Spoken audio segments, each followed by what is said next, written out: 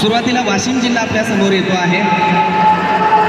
वाकाटकांची राजधानी असलेला आणि वत्से गुल्म हे जुनं नाव घेऊन आणि त्या ठिकाणी पैनगंगेच्या खोऱ्यामध्ये वाढलेले हे खेळाडू आपल्या समोर या ठिकाणी येत आहेत। त्यानंतर आहे अकोला सलामी मंचाच्या समोरून या ठिकाणी पूर्णा नदीच्या खोऱ्यातले खेळाडू अजिंठा डोंगरात वाढलेले।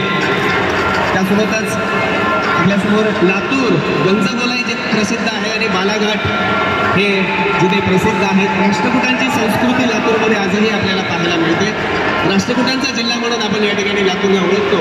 सलामी मंचाच्या समोरून आपल्या समोर नव्या दमाने हे उदयोन्मुख खेळाडू नंदुरबार जिल्ह्याचे आपल्या समोर आहेत। सातपुडा प्रदेश आणि अक्कलकुवा तालुक्यातील होळी सण जिल्हा खूप प्रसिद्ध आहे असा तो जिल्हा।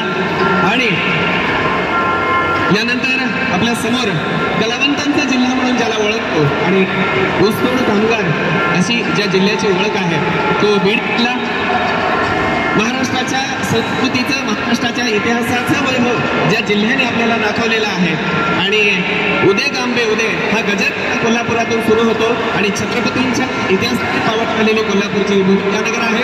यानंतर अहिल्यानगर आपल्या समोर येते आहे ज्या अहिल्या मातेने उदात्त संस्कृतीचं उदाहरण जिथे घडवलं आणि खऱ्या अर्थाने स्त्री राज्यपती झाल्यावर किती मोठा बदल घडू शकतो याचं उदाहरण त्यांनी या ठिकाणी सांगितलं।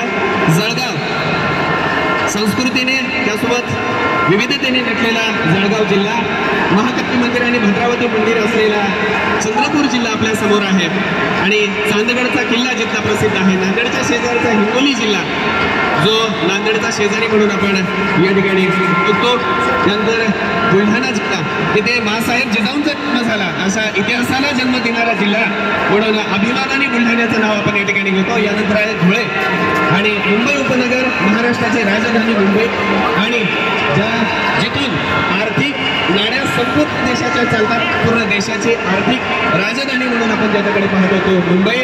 संस्कृतीचं माहेरघर, साहित्याचं माहेरघर म्हणून शब्दांचं वैभव ज्या मातीमध्ये उमगलं तो पुणे जिल्हा आणि पुणे हे उदयोन्मुख खेळाडू समोर या ठिकाणी मंचासमोरून मान्यवरांना मी या ठिकाणी देत आहेत। यानंतर महाराष्ट्राची राजधानी मुंबई, नवी मुंबई परत एकदा या ठिकाणी आपल्या समोर येते आहे।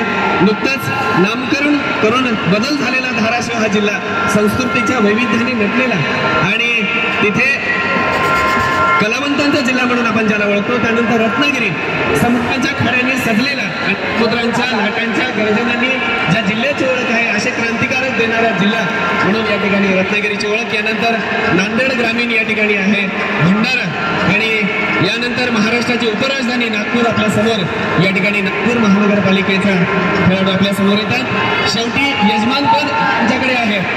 नांदेडची ओळख, गोदावरीचा अखंड वाहणारा प्रवाह, त्यासोबत हर करुणकरांचा शब्दवैभव आणि त्यासोबतच गुरु गोविंद सिंगाच्या पदस्पर्शाने पावन झालेला नांदेड जिल्हा। तमाम खेळाडूंना मी बसण्याची विनंती करतोय।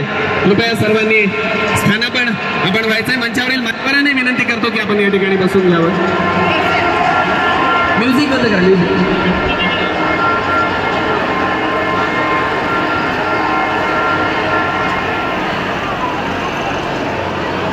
Yeah.